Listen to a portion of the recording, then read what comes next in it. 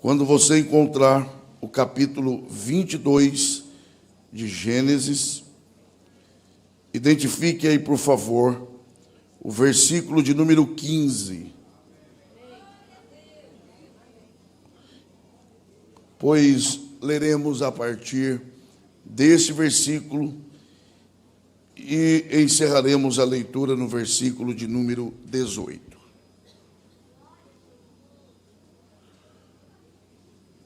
Alguns irmãos se colocaram em pé, os demais estejam à vontade, podem cultuar como os irmãos desejarem.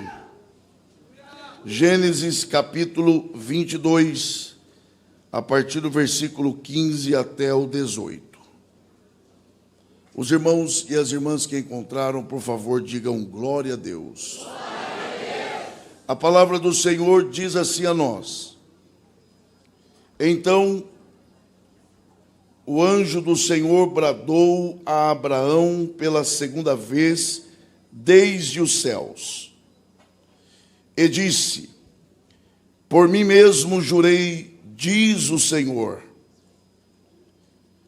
Passa aí, isso. Porquanto fizeste esta ação e não me negaste o teu filho, o teu único filho,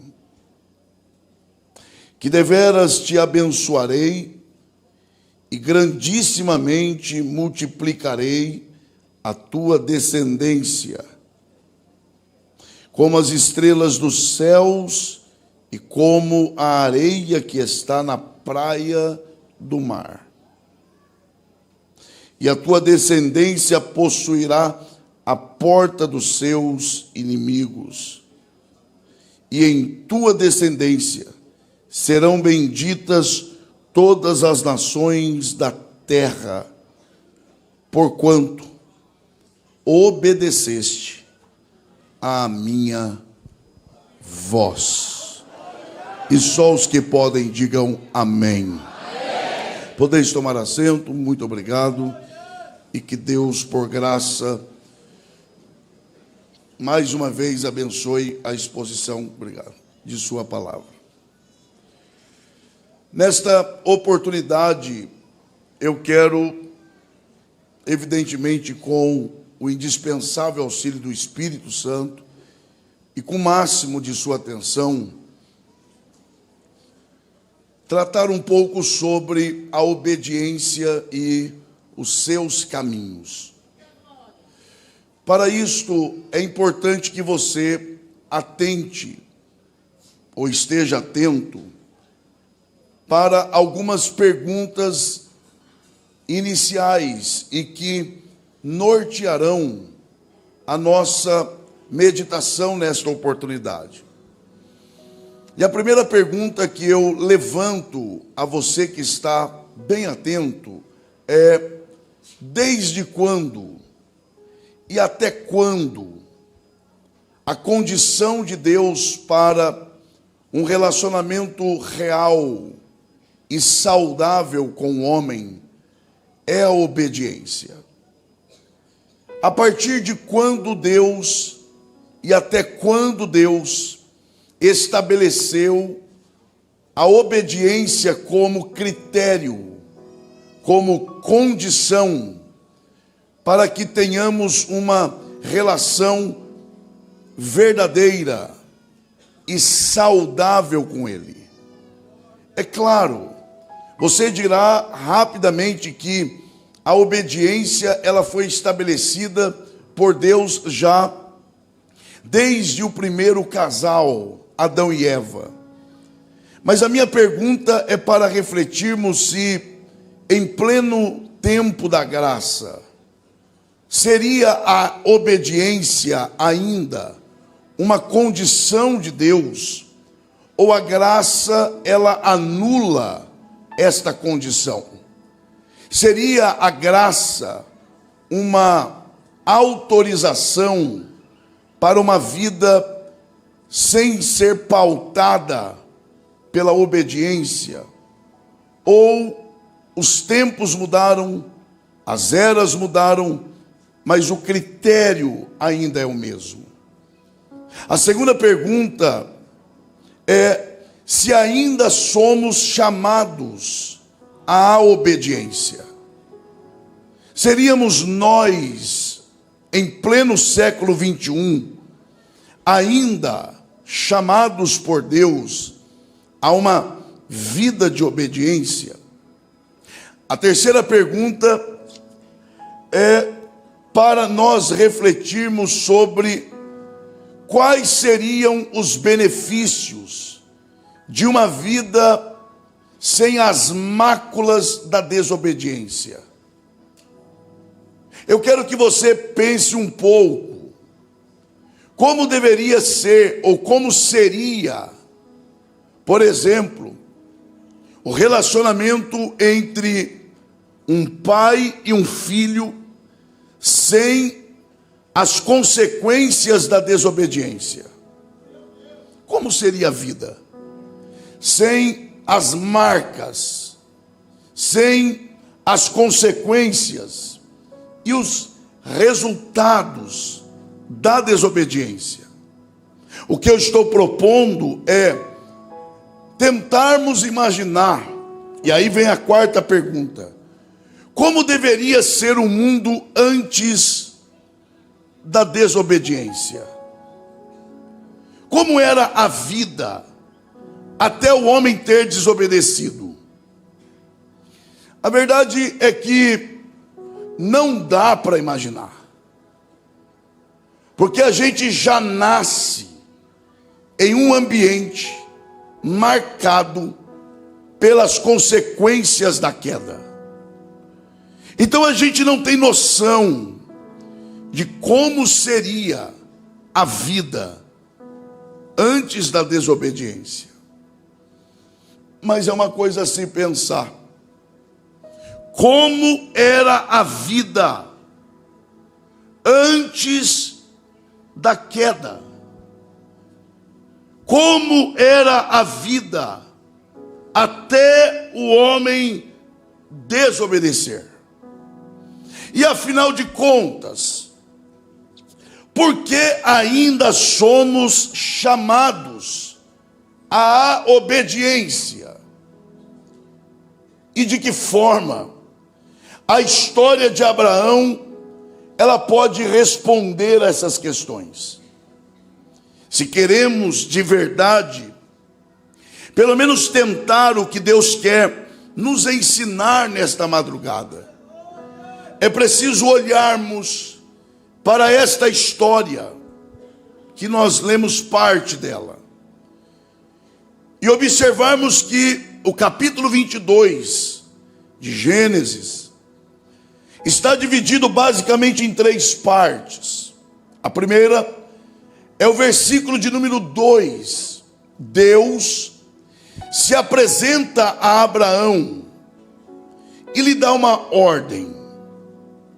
Ele faz um pedido, e um pedido imperativo. Qual é, você sabe, é só a título de lembrança, qual é a ordem de Deus? Toma o teu filho, o teu único filho, Isaque, e leva-o a um monte que eu te mostrarei, e lá mata ele para mim. Esta foi a ordem de Deus para Abraão. A segunda parte é do versículo 3 ao versículo de número 10, que é na verdade a resposta de Abraão. E deixa eu já lhe dizer uma coisa: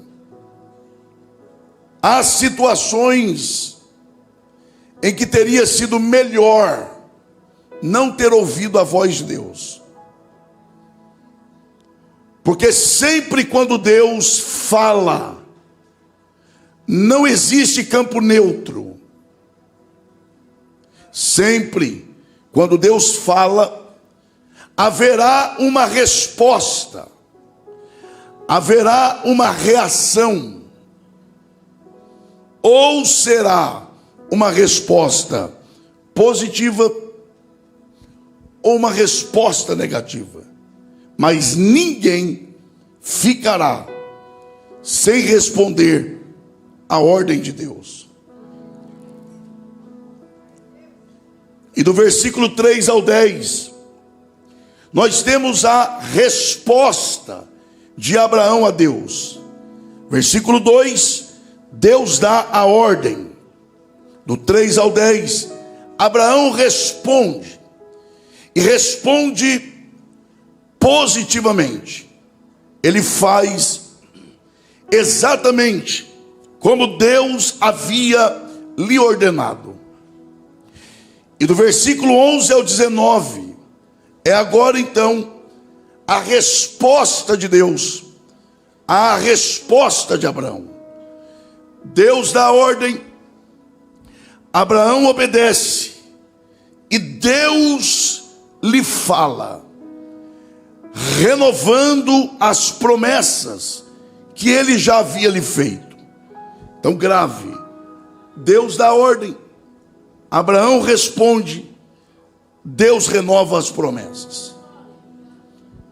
Essa é a estrutura do capítulo 22 de Gênesis. Mas afinal de contas, qual é o centro desta história? Alguém correrá e dirá: pastor Elias, esta é a história de Abraão. E eu vou correr e vou dizer: não é. Nós temos uma tendência de dividirmos a Bíblia em várias histórias. Mas na verdade a Bíblia é um livro de uma história só. A Bíblia não conta a história de homens. A Bíblia conta a história de Deus. No princípio, criou Deus. Essa é a história da Bíblia. É que Deus, por graça, decidiu contar a própria história por meio de homens. Então, essa não é a história de Abraão. Ah, pastor, então, essa é uma história de fé. Pode até ser, mas a centralidade dessa história não é nem Abraão e nem a sua fé. Então, de quem é essa história? Ora, de quem é o primeiro passo? Quem é que primeiro fala com quem? É Abraão quem vai a Deus? Ou é Deus quem vai a Abraão? Quem toma a iniciativa? Quem dá o primeiro passo? Quem é que quebra o silêncio? Vamos voltar um pouco na história. Capítulo 12 de Gênesis. Quem é que procura quem? Quem é que se dirige a quem? É Abraão quem vai a Deus? Ou é Deus quem vai a Abraão e diz: sai da casa de teu pai, do meio da tua parentela, e vai para um lugar que eu vou te mostrar? Quem é que quebra o silêncio? Aliás, se eu fosse você, eu atentaria bem para isso. Abraão só aparece na história porque Deus entrou na história dele primeiro. Sabe por que nós estamos falando de Abraão hoje? Porque Deus inseriu Abraão na sua história. E é bom que você se lembre de que a nossa história só terá um sentido enquanto Deus fizer parte dessa história. Nós vamos chegar lá. Mas o que precisa ficar claro aqui é de que não é Abraão o centro da história. Não é a fé de Abraão. Na verdade, Deus é o centro desta história. Ah, pastor, e a fé de Abraão? Pois é, até a fé tem em Deus a sua fonte provedora. Quer ver que é verdade? Quem me ouve, diga amém. Efésios capítulo 2, Paulo diz: vocês são salvos, e não é pelas obras. Vocês não são salvos porque fazem coisas boas. Seria bom você atentar para isso. Vocês não são salvos porque fazem coisas corretas. Paulo, então eu sou salvo por quê? Vocês são salvos pela graça, mediante a fé, e isso não vem de vós, é dom de Deus. Vai lá, eu disse, nós vamos chegar lá. Levante uma de suas mãos e diga: eu sou salvo. Um pouquinho mais forte, diga assim: pela graça, mediante a fé, e isso não vem de mim, é dom de Deus. Olha o que Paulo está dizendo: você é salvo por causa da graça. Para acessar a graça você precisa da fé. E quem é que dá fé ao homem? Porque ela é dom de Deus. Então veja, a salvação vem pela graça, a graça é acessada pela fé, e a fé é dada por Deus. Então o que sobra para mim? Ajoelhar, baixar a cabeça, abrir as mãos, receber e reconhecer que tudo vem dele, está nele e existe para ele. Não é isso que Paulo disse? Porque dele, nasce nele e por ele, está firmada nele e para ele são todas as coisas.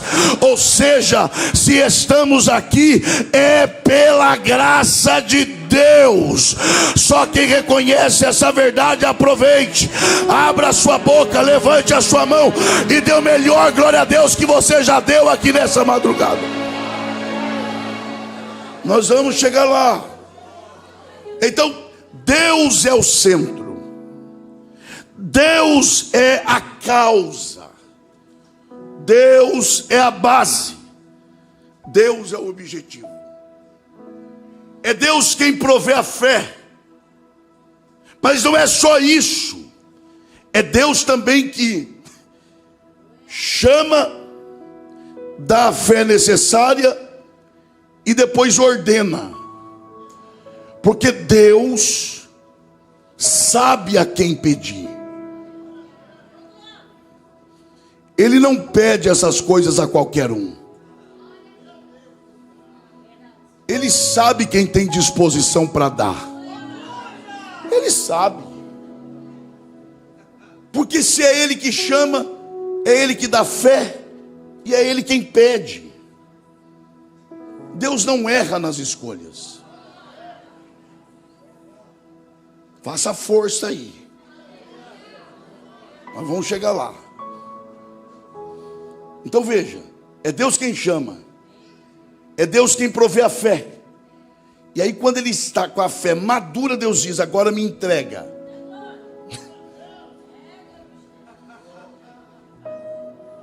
E Abraão entrega. E quando ele vai matar, porque ele pega o cutelo para matar, antes que ele execute, desce o anjo com A maiúsculo do céu, gritando e chamando pelo nome: Abraão, não faças mal ao menino. Que ele olha para trás, a gente vai chegar lá no final, mas aqui, lá tem o provisório. Porque para Abraão, Deus se apresentou como providência. E para Isaac, é que a gente só pensa em Abraão e se esquece de Isaac amarrado no altar.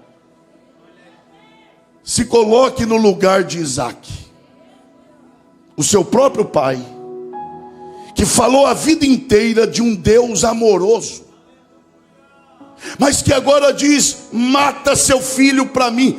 Que Deus é esse? Imagine você na condição de Isaac, deitado no altar, amarrado, e o próprio pai com um cutelo pronto a executá-lo. Quando ele sabe que vai morrer, o mesmo anjo que chama Abraão e se apresenta como providência, ele também se apresenta a Isaac como livramento. Você não vai morrer hoje. Eu já providenciei um para morrer no seu lugar. Tem gente entendendo aqui. Não era para nós termos morrido? Isso não te alegra, então nada mais vai te alegrar nessa madrugada. Era para nós termos sido executados, mas antes que fôssemos executados, Ele providenciou alguém que foi providência e livramento para cada um de nós. Só quem reconhece isso, agradeça dando glória a Deus. Deus se apresenta a Abraão como ele precisava, e a Isaac como ele precisava. É Deus regendo, é Deus conduzindo, e agora é Deus abençoando a Abraão. Se eu fosse você, eu faria força, porque o foco aqui é Deus e não Abraão. Agora vejam, se por um lado o foco é Deus, por outro lado, ninguém pode negar a grandeza da história de Abraão, que ultrapassa tempo, eras, gerações, culturas. Quem aqui questiona a grandeza da história de Abraão? Ninguém questiona. Agora, vamos lá. Você acha que histórias elevadas ocorrem casualmente? Acidentalmente? Você acha que alguém, depois de morto, continua falando sem que tivesse pago um preço enquanto vivo? Eu não sei se eu estou sendo claro. O que eu estou tentando dizer é que a grandeza da história de Abraão não é obra do acaso. Ninguém se torna grande acidentalmente. Pastor, então qual é o segredo de Abraão? Primeiro, Abraão foi, é verdade, escolhido e chamado para isto. É verdade, faça esforço para ficar aqui. É verdade. Agora, desta forma, significa dizer que a história de Abraão é grande pelo ato soberano de Deus. É verdade, mas não é toda a verdade. Porque se por um lado a história de Abraão, ela é uma história grande, e a grandeza de Abraão ultrapassa gerações, eras, culturas e tempo. Se por um lado é um ato da soberania de Deus, por outro lado é também resultado de uma resposta adequada deste homem ao chamado de Deus. Não desvie o olhar não, porque na verdade o que precisa existir é o casamento perfeito entre a vontade de Deus, a ação de Deus, o plano de Deus e a minha resposta adequada. Eu vou tentar te dizer de outra forma. Quem ainda está interessado, diga amém. Diga bem forte para a sua vez só, diga assim: arrependimento. Não, isso não é forte. Diga bem forte: arrependimento. O que é arrependimento? O que é arrepender-se? Alguém poderá dizer, pastor, arrepender-se é deixar de praticar o que se praticou de errado. Não é. Presta atenção aqui, gente. Deixar de praticar o que se praticou de errado é resultado do arrependimento. Pastor, então o que é arrepender-se? Arrepender-se é ser capacitado pelo Espírito a sentir o que Deus sentiu quando viu a pessoa pecar. Paulo diz que o arrependimento é a tristeza segundo Deus. Então, arrepender-se é a ação do Espírito no meu coração de me capacitar a sentir o que Deus me viu praticar.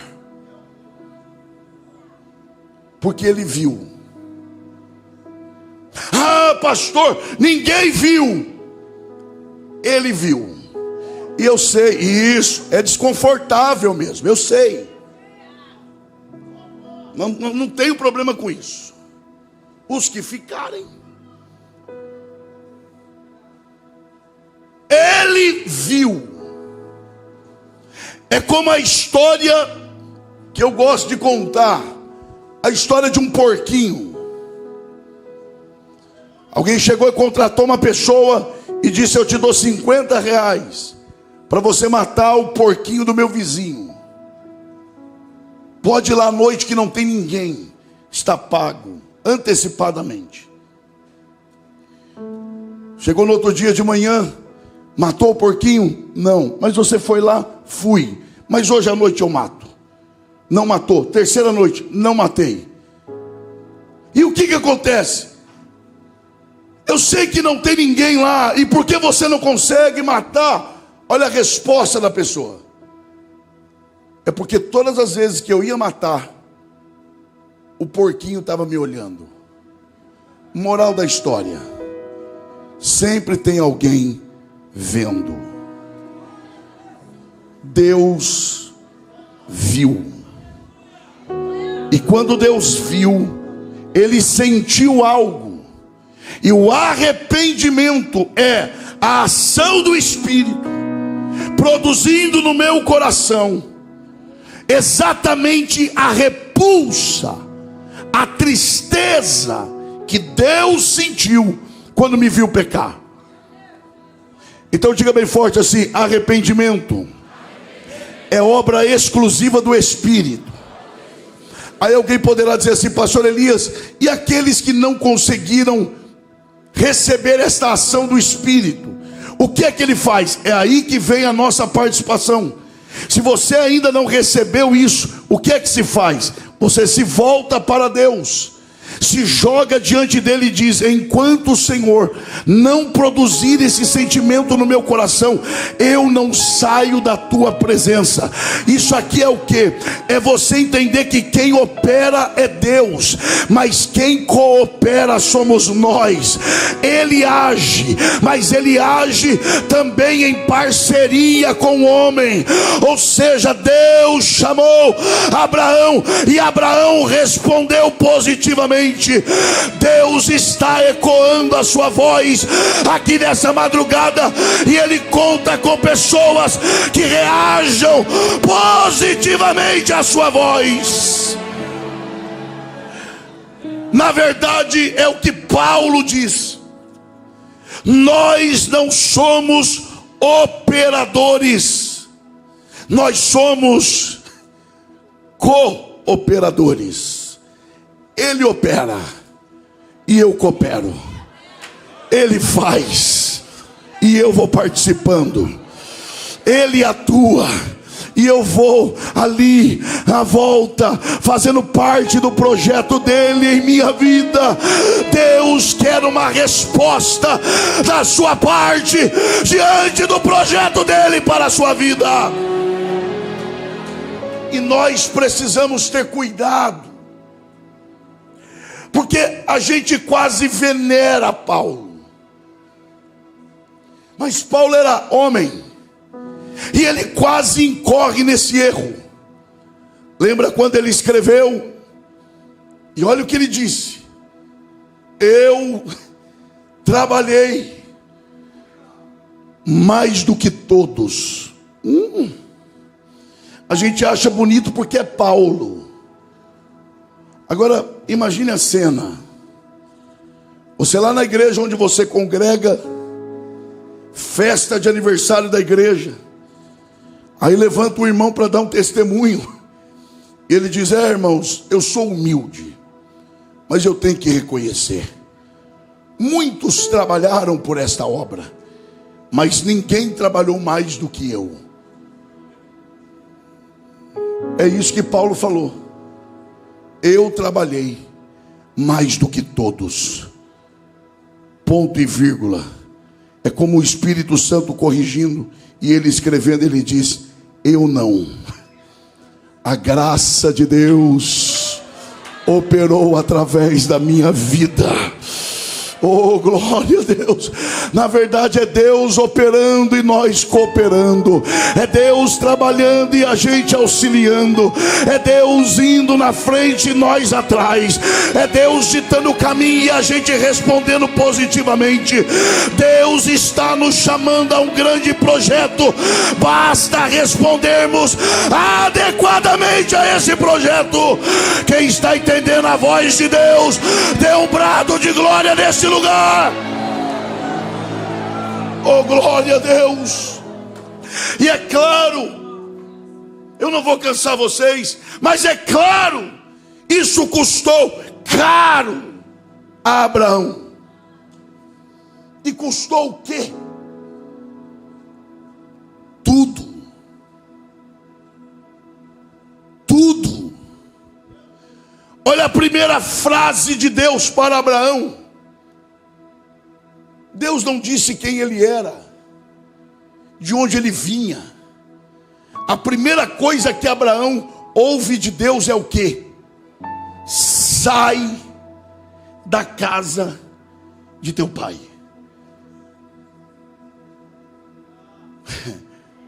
É a primeira frase. É como se Deus dissesse: muito prazer, meu nome é Deus, sai da casa do teu pai. Deus chega pedindo e não dando. Deixa eu repetir isso aqui. Preste atenção aqui, não desvie o olhar não. Deus chega pedindo e não dando.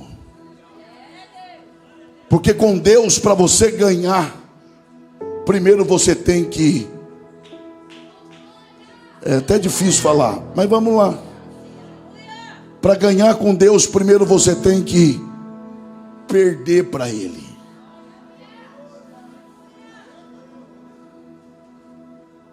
Vamos ver se você consegue falar para o seu irmão isso. Vai lá. Vai lá.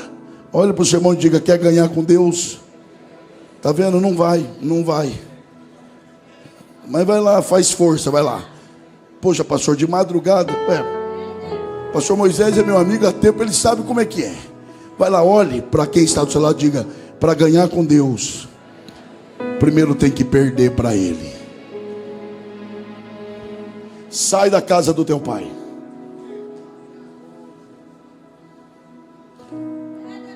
Sai, faz um esforço aí. Sai do meio da tua parentela. Ele sai da parentela. Sai. É só a parentela que não sai dele. Porque uma coisa é eu sair do lugar, outra coisa é o lugar sair de mim. Para eu sair do lugar, é da noite para o dia. Para o lugar ser tirado de mim, pode levar a vida inteira. É só lembrar de Israel. Da noite para o dia, Deus o tirou do Egito. Agora, para tirar o Egito de Israel, 40 anos no deserto não foi suficiente. Porque dos que saíram do Egito, só Josué e Calebe entraram na terra. Está desconfortável. É bom que não dorme. Sai da casa de teu pai. Sai do meio da parentela. Saiu, mas levou a parentela. Eu não tenho pressa. Lá na frente, eu permito uma situação e a parentela sai de você. Lá na frente, Deus tira Ló do caminho de Abraão. Nasce Ismael, o filho da precipitação, o filho da carnalidade, o filho da falta de confiança. Tem problema não. Daqui a pouco eu tiro Ismael de você. Lá na frente, Ismael é tirado. Deus está esgotando Abraão. Sobra quem para Abraão? Isaque. Lá na frente, Deus diz: agora pega Isaque e mata também. Deus vai só esgotando Abraão. Deus vai tirando as escoras de Abraão. Eu não quero você escorado em nada. Eu não quero você com segurança humana nenhuma. Eu não quero você dependendo de homem. Eu vou te esgotar ao ponto de te sobrar só eu. Eu vou tirar de você aquilo que divide o espaço que é só meu. Eu estou te esgotando não para te matar, mas é para te ensinar que eu sou suficiente para você. Eu sou suficiente para você.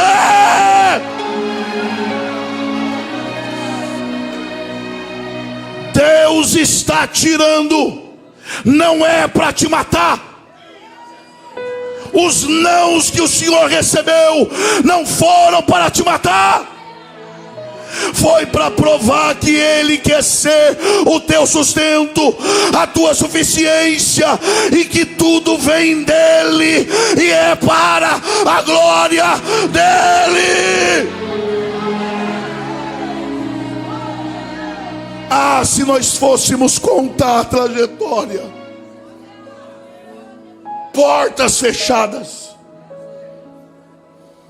não aos montes, injustiças,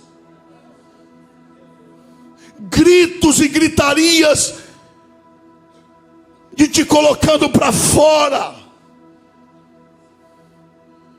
E quem está vivendo não entende, mas é Deus tirando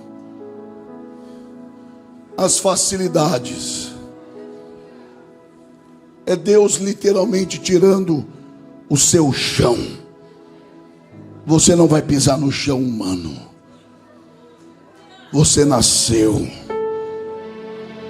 para depender e se satisfazer em mim.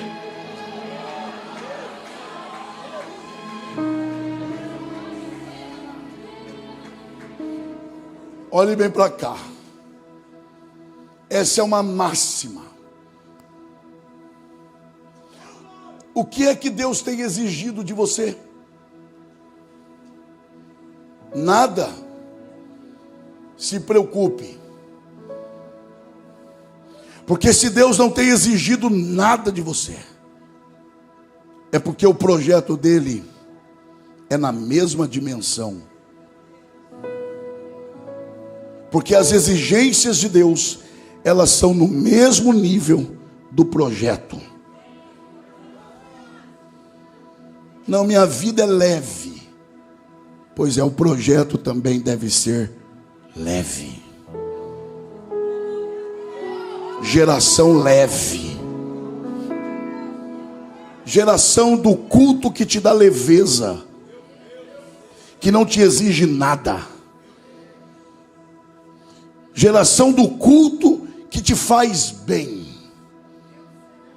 Tenha um bom culto. Tenha um culto agradável.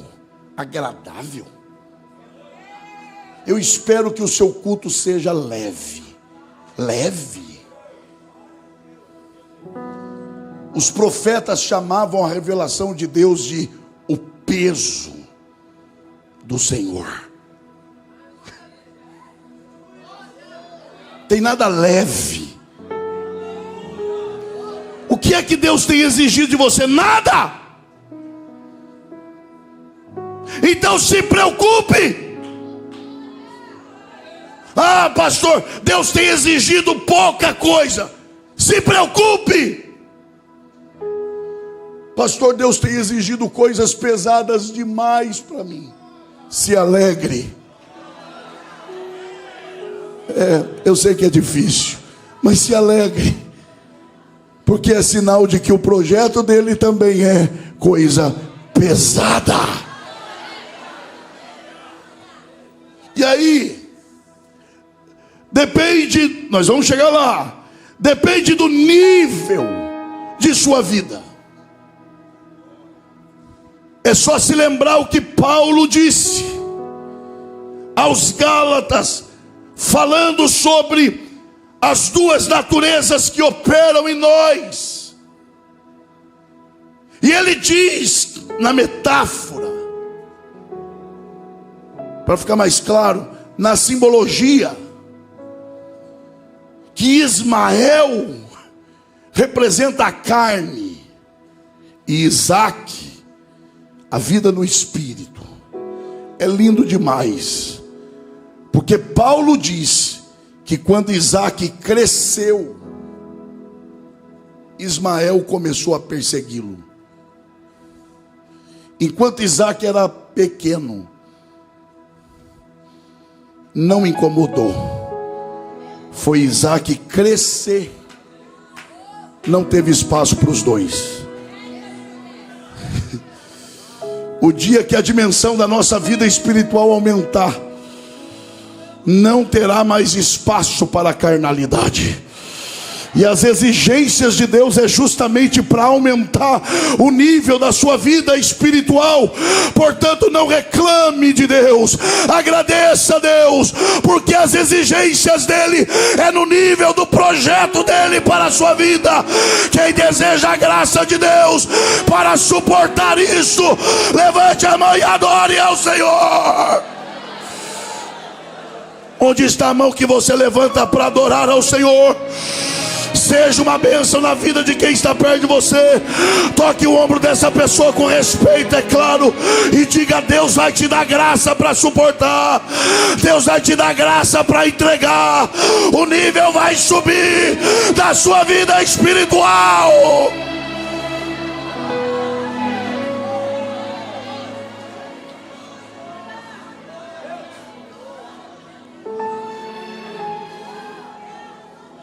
Nós vamos chegar lá. Deus esgotou Abraão. Quem está acompanhando, diga amém.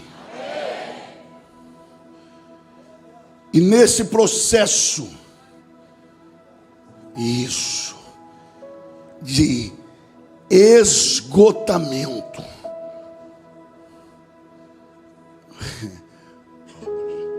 como o processo de apagar uma vela, eu vou te zerar.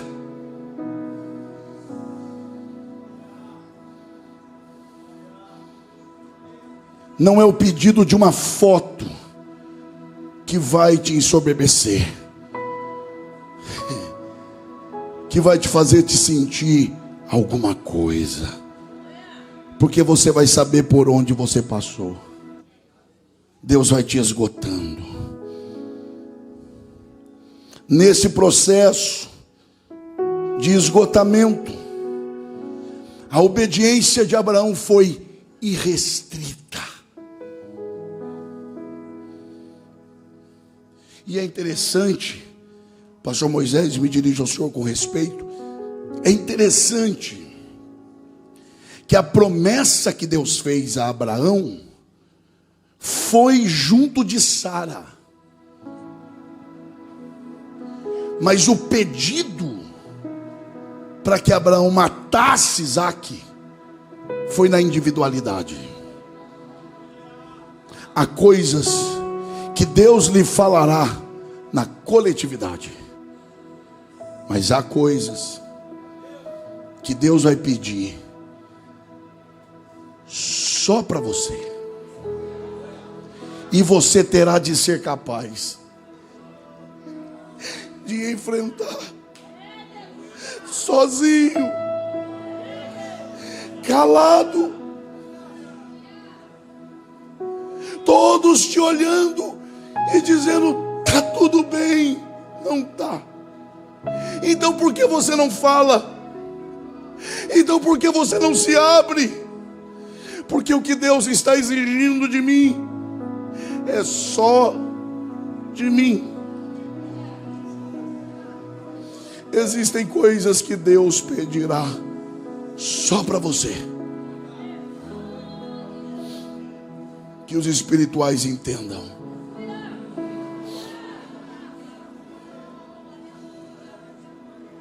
Deixa eu fazer outras duas perguntas. Por que Deus leva? Faz um esforço aqui. Por que Deus leva esse assunto de obediência tão a sério? Isso é tão sério para Deus. Isso é tão caro para Deus, que a Bíblia chega a dizer que filho que obedece pai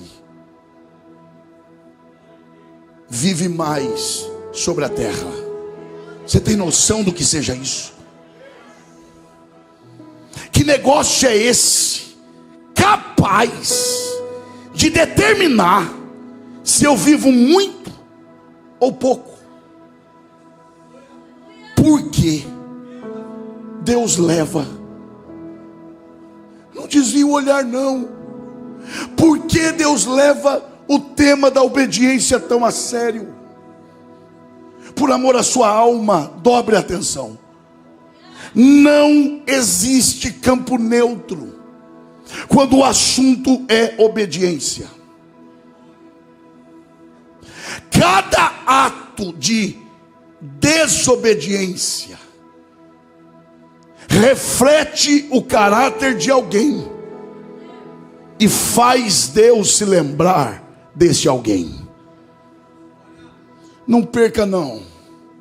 E cada ato de obediência reflete o caráter de outro alguém e faz Deus se lembrar desse outro alguém. Como assim, pastor? Não existe campo neutro. Cada ato de insubmissão, insurreição,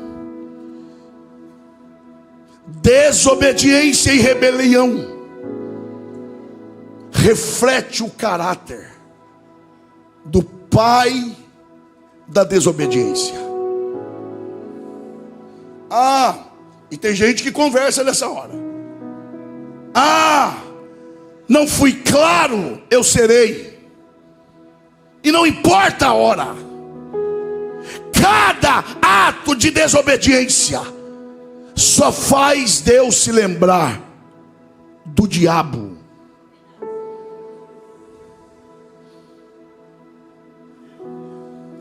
Não existe campo neutro. É uma pena. Repito, cada ato de desobediência, Deus se lembra, o diabo é o pai deste ato. Por outro lado, cada ato de obediência só faz Deus se lembrar de uma pessoa: o obediente perfeito, aquele que em tudo foi tentado, mas em nada pecou, mas foi obediente até a morte, e morte de cruz, a saber, Jesus Cristo. Portanto, cada ato de obediência seu reflete diante de Deus o caráter de Jesus Cristo. Quem deseja ser assim, levante a sua mão e dê um brado de glória.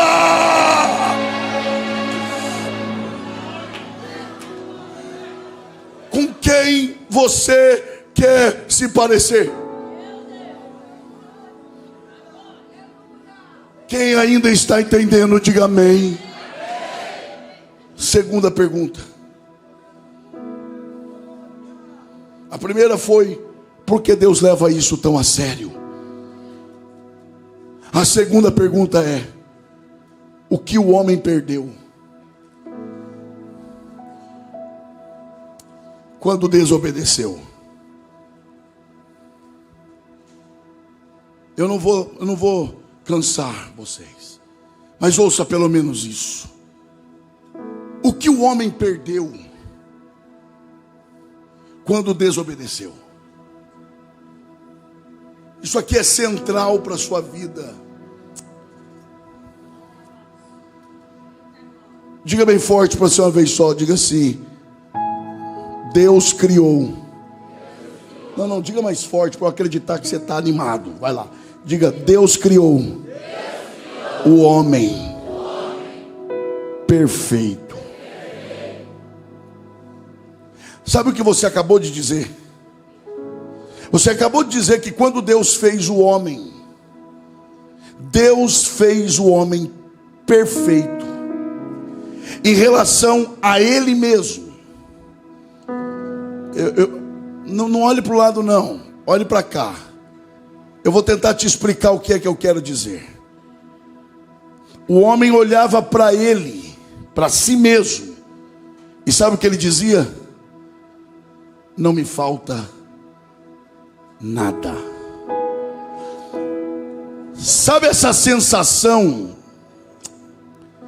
Sabe essa sensação de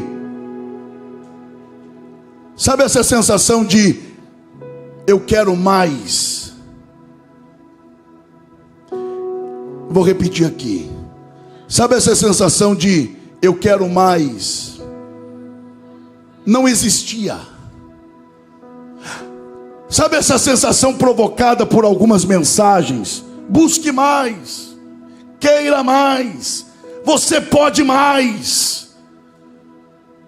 O homem olhava para si e dizia: eu não preciso de mais, eu já tenho tudo do que eu preciso. O homem era perfeito, o homem era completo em si mesmo. O que eu estou tentando dizer é isso aqui. Imagine um homem antes do pecado, perfeito aos seus próprios olhos. Foram e desobedeceram. Ao comer o fruto proibido, olha isso. O que é que mudou no corpo? Diga por favor, nada. Diga por favor, nada. Nada. Mas a Bíblia diz que eles viram que estavam nus. O que que mudou no corpo? Onde é que foi que mudou? Na forma de olhar.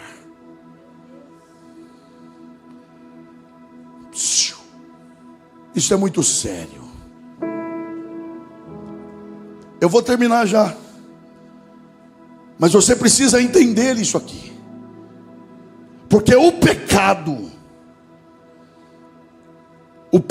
em si, ele não tem força. O pecado só tem força porque ele é acompanhado do engano.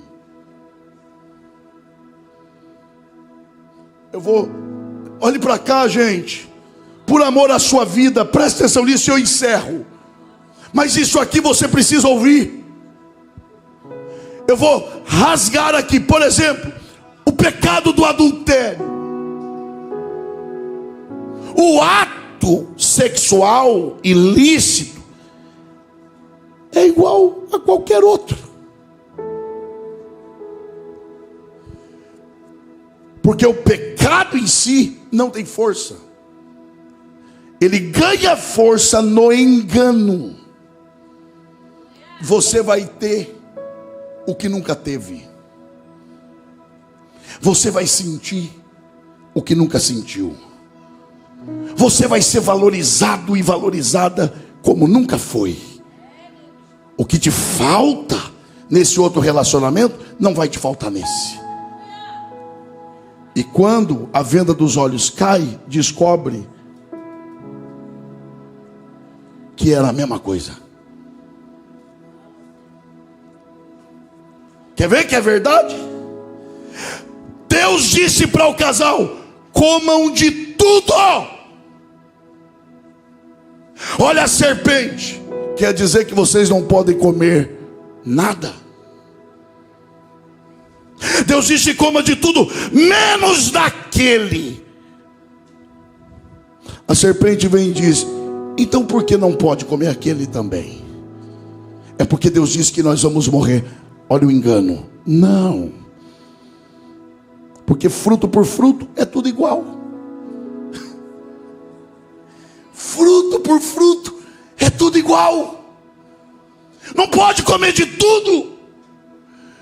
Por que tem que comer só daquele também? Olha onde veio o engano. Sabe por quê? Deus falou para vocês não comerem? Porque Ele sabe que no dia que você, olha o engano, no dia que vocês comerem, vocês vão ser iguais a Ele. Vocês vão ter o que não tem. Vocês vão ser os novos deuses. É o engano. É a oferta daquilo que ninguém pode te dar. O homem não tinha falta de nada, mas a desobediência entrou. Por quê? Porque todo ato de desobediência é um desdobramento da insatisfação. Diga bem forte: toda rebelião. Não, eu vou encerrar aqui, mas vai forte. Diga: toda rebelião, toda desobediência passa pela insatisfação. Diga assim: e toda insatisfação tem sua raiz na ingratidão. Diga assim: todo rebelde é insatisfeito, todo insatisfeito é ingrato. O pecado vem, a pessoa comete o pecado por uma única questão: eu quero mais. O que eu tenho não é suficiente. E isso tem a raiz aonde? Na incapacidade de reconhecer que a gente não merecia nem estar vivo. Mas quando eu reconheço que eu estou vivo pela graça dele, aqui já se quebra toda a insatisfação e já se quebra na raiz toda a rebelião. Reconheça nessa madrugada: você está vivo pela graça, você está em pé pela graça, e isso quebrará a maldição da desobediência. Quem está entendendo a voz de Deus, levante a sua mão e dê o melhor glória a Deus que você pode. Seja grato. Eu prometo encerrar aqui. Cuidado. Eu sei quando eu estou ensinando. Eu sei quando eu estou pregando, mas eu sei quando eu estou profetizando. E aqui eu estou profetizando a palavra. Cuidado. Deuteronômio 29, 28. Deus fala que a desobediência daquela geração causaria o exílio babilônio. Que é isso? A desobediência de um pai pode destruir a vida de um filho pelo resto da vida. A minha desobediência de hoje pode comprometer a minha posteridade. Você tem noção do que seja isso? O que Deus está falando com você, eu sei que você está fazendo força para ficar aqui, eu também, o pastor Moisés também, está todo mundo aqui no mesmo barco, mas Deus está falando com você que ainda está no barco. A sua obediência é para proteger a sua casa. Quer ver? Você sabe por que Deus proibiu o povo de Israel de comer carne de porco? Poxa, passou um negócio tão bom desse, e Deus proíbe o povo. Que Deus é esse que priva o seu povo do prazer? Sabe por que Deus proibiu? Porque Ele conhecia a natureza apressada de Israel. Israel não sabia esperar nada. E para cozinhar uma carne de porco, para ser comida com segurança, levava 8 dias. Como Deus sabia que Israel não tinha paciência para não matar o povo, Deus disse: não coma. Então quando Deus diz não, não é para te privar, é para te proteger. Quando Deus diz não fornique, não pratique sexo antes do casamento, não é que Ele está te privando do prazer. Deus está dizendo: eu quero preservar a sua saúde física, eu quero preservar o seu nome, eu não quero que você engravide antes de ser casada.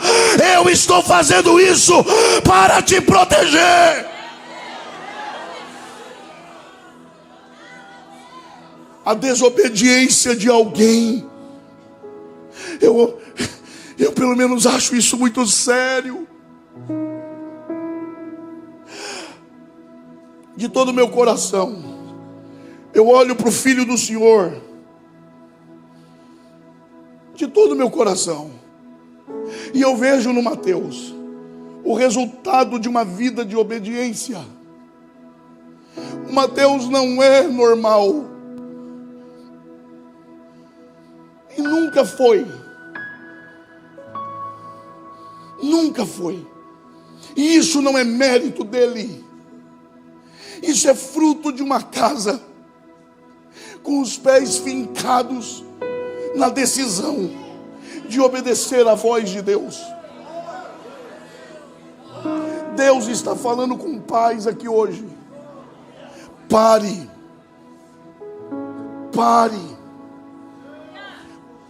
de brincar,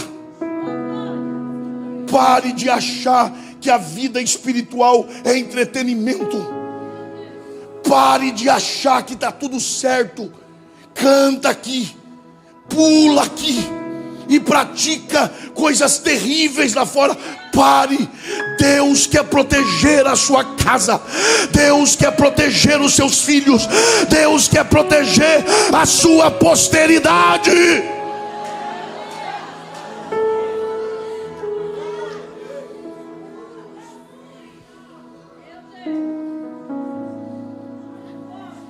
Quer ver que é verdade? Eu vou falar só de uma parte da promessa de Deus a Abraão. Só de uma.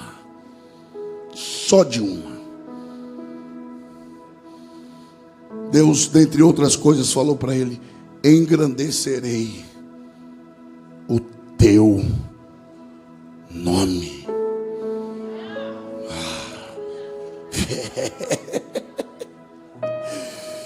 Eu aprendi isso com um professor meu. E é tão bom ter professor, eu tenho até hoje. No meu primeiro programa de mestrado, eu estudava com os presbiterianos, nossos irmãos. E um dia, aquele que para mim é o meu principal professor, um idoso, homem experimentado, no último dia de aula do módulo dele, ele perguntou: Elias, você pode ficar um pouquinho mais tarde? Hoje eu quero falar com você. Sim, senhor. Fui para a sala dele. Ele começou a contar a história dele para mim. Quando ele terminou de contar a história dele extraordinária, ele falou: me conte a sua. Aí a minha, perto da dele, não era nada, mas eu contei. Quando eu terminei de contar, ele disse assim, ele me perguntou: um pastor assembleiano aceita que um pastor presbiteriano ore por ele?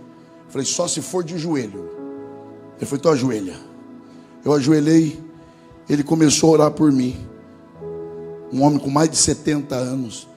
Quando eu levantei, ele me olhou e disse assim: não me julgue, tá? Eu já vou completar aqui. Ele olhou para mim e disse assim: que Deus engrandeça o teu nome. Eu me assustei, irmã Michele. Eu me assustei. E ele perguntou: por que você está assustado? Eu falei: porque eu não esperava ouvir isso de um homem como o senhor. Ele falou: eu acho que você não entendeu. Eu não pedi para Deus engrandecer você. Eu pedi para Deus engrandecer o teu nome. Ele disse: porque Deus não engrandece pessoas, porque pessoas morrem. Deus engrandece nomes, porque pessoas morrem, mas o nome fica. Olhe para cá. Quem você acha que perpetuou o nome de Abraão na história? Abraão morreu. Quem é que continuou falando o nome de Abraão na terra? Quem? Quem inspirou o escritor a escrever sobre Abraão? Quem? Quem deu testemunho de Abraão depois dele morto? Quem? Deixa eu te dizer uma coisa. Como é que a gente perpetua o nome de alguém que não está presente? Eu, por exemplo, pastor Moisés me perguntou: você é presidente? Eu não. Presidente é o pastor José Wellington. Como é que eu, na ausência do meu pastor, eu lembro os irmãos de quem é o pastor da igreja, falando o nome dele? Porque você perpetua um nome falando dele. E Deus fez um trato com Abraão. Me obedeça e vamos fazer um trato. Onde você chegar, Abraão, enquanto você viver, que não vai ser muito tempo, enquanto você viver, onde você chegar, fale de mim. Porque enquanto eu viver, que é para sempre, onde eu chegar, eu vou falar de você.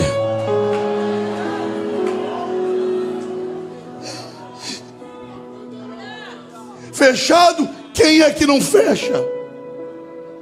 Abraão viaja. Alguém pergunta: quem é você? Ele diz: eu sou Abraão, servo do Deus Altíssimo. Abraão morre. Deus se apresenta a alguém, e alguém pergunta: quem tu és? com tanta coisa para Deus falar dele, ele diz: eu sou o Deus de Abraão, e ainda traz alguns da rabeira, de Isaac e de Jacó.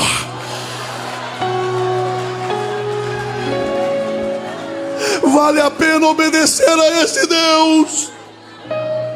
O que é que Deus está pedindo de você? O que é que Deus está exigindo de você? Entregue hoje no altar de Deus, e Ele te honrará. Quem recebe a palavra, se coloque em pé, adorando ao Senhor.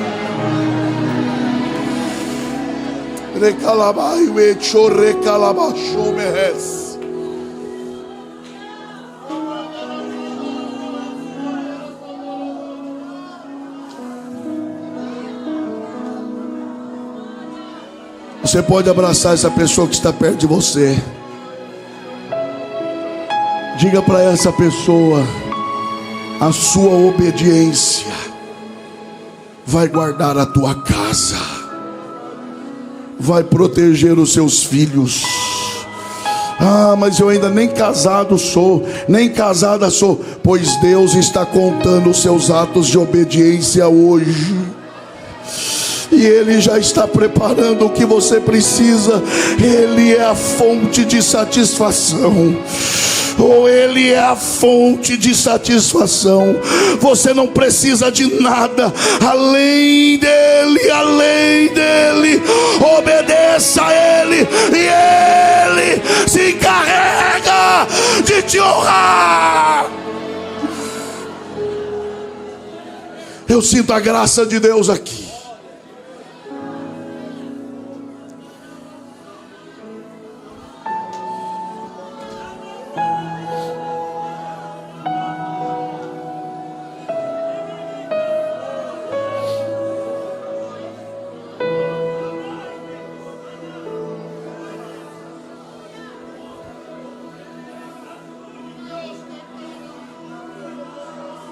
O que é que Deus está pedindo de você? O que Deus está exigindo de você? Jovem, entregue hoje, entregue agora. É o acesso ao que não era para acessar. Quebre no altar agora.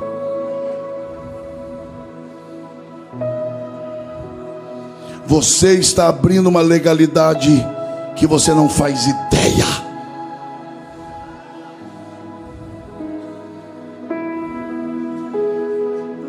O que Deus está pedindo a você para abandonar essa prática ilícita?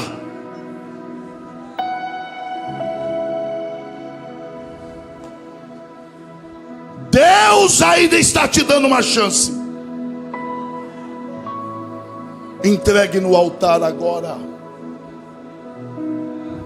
esse vício que te envergonha, esse vício que te corrói, porque o diabo não quer te dar prazer. Ele não está nem aí para o que você sente. O diabo, ele quer destruir a sua vida. Ele é aquele que te leva a pecar, e é o primeiro a dizer o que você fez. Deus está te dando uma chance hoje. Escapa-te. Escapa-te.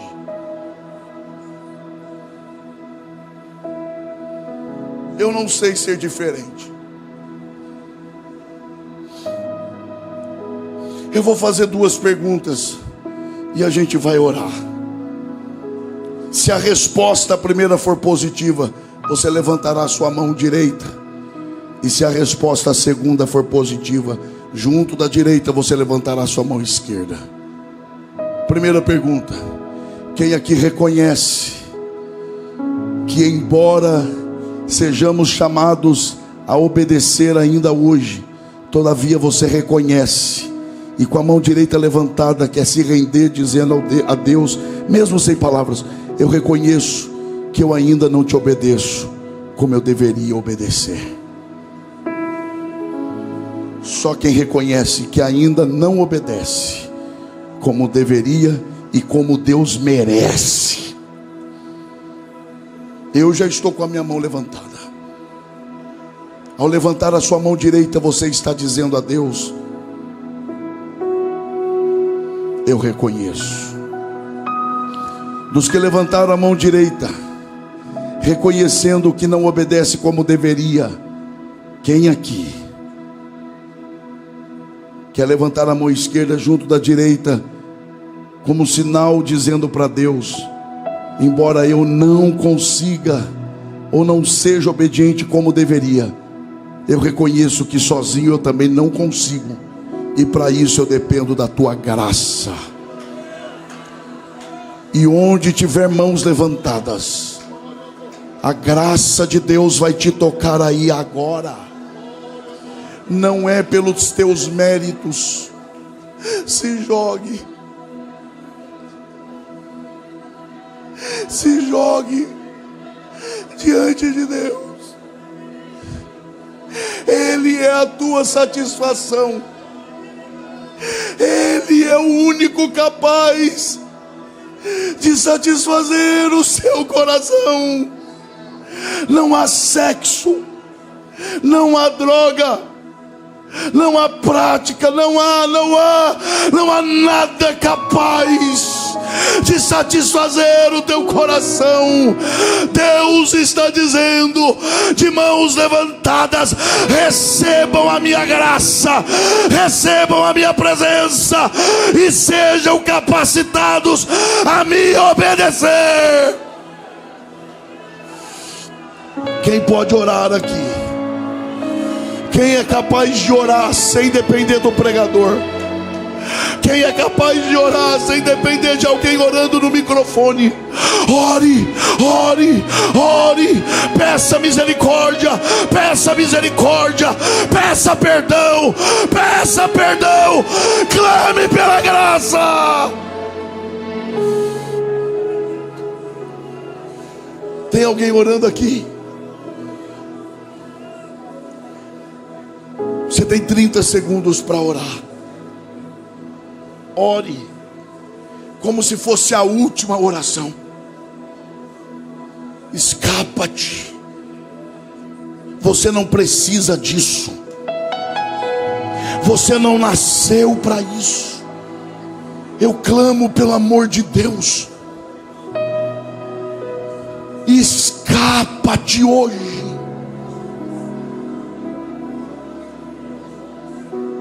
Proteja a sua história. Proteja o seu nome. Proteja a sua casa.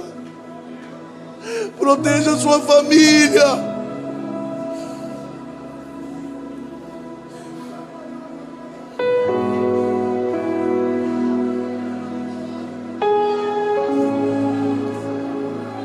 Agora ore pelo seu irmão. E enquanto você ora, Deus renova vocês aqui, a cada um de nós. Ore, ore, ore pelo seu irmão.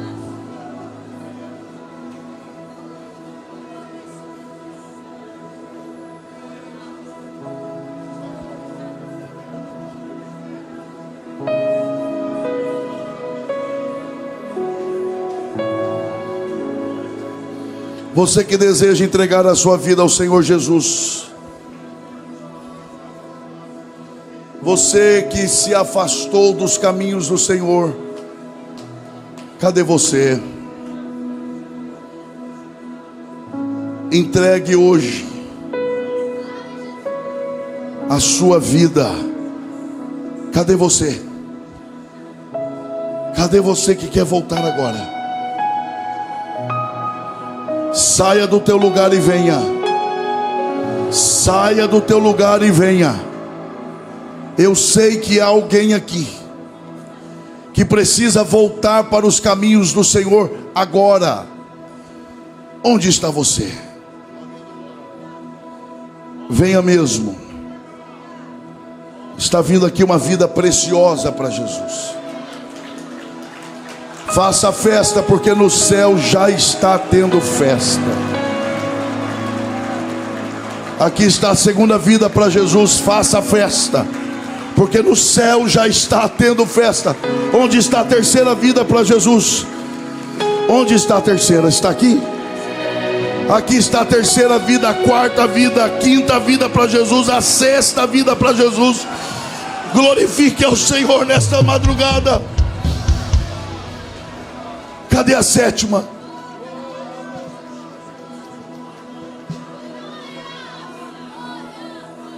Você não tinha programado estar aqui. Aqui está a sétima vida para Jesus. Você não tinha programado estar aqui. Esta é a prova de que você não tem controle sobre a sua vida. Mas olha você aqui. Deus quer proteger a sua história. Onde está você? Eu vou te chamar pela última vez. E eu vou devolver ao pastor Moisés. Eu vou te chamar pela última vez. Porque eu sei que há alguém aqui que precisa voltar agora. Aqui está mais uma vida para Jesus.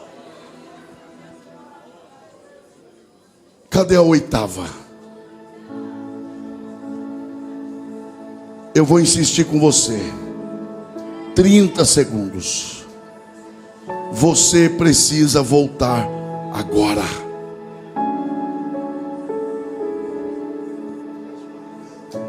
Décima primeira. Onde está você? Quantas?